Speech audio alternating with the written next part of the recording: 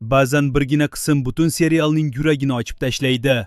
Bugungi voqealarda eng dahshatlisi shuki, hech kim baland ovoz bilan aytmagan haqiqatlar endi yashirinib turolmaydigan darajaga yetdi.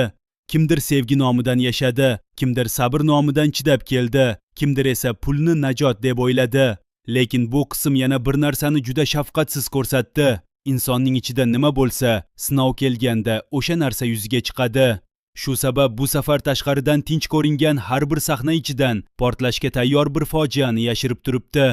Lena bilan bog'liq sahnalar ayniqsa og'ir botadi. U endi shunchaki yig'layotgan, charchagan yosh ona emas.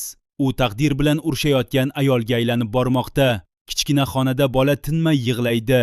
Lena uni qo'lida silkitadi, lekin ko'zlarida uzoq vaqtdan beri to'xtamaydigan bir charchoq bor. U bolasini yolg'iz katta qilishni istamayapti. Bundan ham muhimi, onasining taqdirini takrorlashni istamayapti. Mana shu gap uning butun ruhiy holatini ochib berdi. Lena o'z onasining yoshligida qanday chidaganini, qanday jim yig'laganini, qanday sabr qilganini eshitgan. Va endi u shu yo'lni tanlashdan qattiq qo'rqadi. U chidashni emas, ulush talab qilishni boshladi. Shu onda uning yelkalari to'g'rilanadi, nafasi chuqurlashadi. Va aynan shu nuqta kelajakdagi keskin burilishning boshlanishi bo'lishi mumkin. Qodirning bu voqeaga kechikib kirib kelgani ham bejiz emas. Eng katta fojia ba'zan xiyonat emas, haqiqatdan kech xabardor bo'lishdir.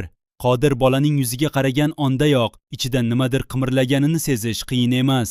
U bolaning kichkina barmoqlariga, qoshlarining egilishiga, hatto jilmayishidagi o'xshashlikka tikilib qoladi. U buni darrov tilga chiqarmadi, lekin shubha va mas'uliyat o'rtasida qoldi. Shu daqiqada uning yuragi ikki tomonga tortilayotgandek edi. Bir tomonda onasi va uning aytgan so'zlari, bir tomonda esa qaraganida o'zining kichkina nusxasini ko'rayotgan bolaning jimgina nigohi. Uning onasi esa yana avvalgidek toshbag'irlik bilan vaziyatni o'z foydasiga burishga urindi. U xonaga kirib kelishi bilan havo birdan sovib ketdi. U bolaga bir marta ko'zi tashlab, darrov boshqa tomonga o'girildi, go'yo u yo'qdek. Hech narsa aniq emas, dedi u quruq ovozda. Hozircha hech kim hech narsani talab qila olmaydi. Bu yerda eng og'ir detal shuki, u bolani inkor etayotganda aslida faqat Lenani emas, o'z o'g'lining ham kelajagini inkor qilyapti. Chunki ona sifatida u haqiqatni yashirib, o'g'lini vaqtincha himoya qilgandek bo'lishi mumkin, lekin uzoq muddatda uning erkaklik sha'niga, otalik mas'uliyatiga katta zarba beryapti. Qodir esa onasi bilan Lenaning o'rtasida qotib qolgan holda turibdi. Uning ichida birinchi marta onasiga nisbatan norozilik uyg'onayotgandek edi. Shu qismdagi eng nozik, lekin juda muhim detallardan biri ham shunda. Lena hech qayerga qochmadi. Aksincha, o'zi kelib, o'sha eshikni qoqdi.